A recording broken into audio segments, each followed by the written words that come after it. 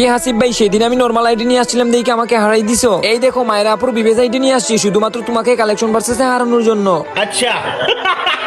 আরে লল ভাই, আজ পর্যন্ত আমারে কালেকশন ভার্সেস করে কেউ হারাইতে পারে নাই, আর তুমিও পারবা না। আরে তুমি যদি এই বিবেজ আইডির সাথে কালেকশন ভার্সেস করে জিততে পারো তাহলে তোমাকে বিবেজ আইডি দিয়ে দিব।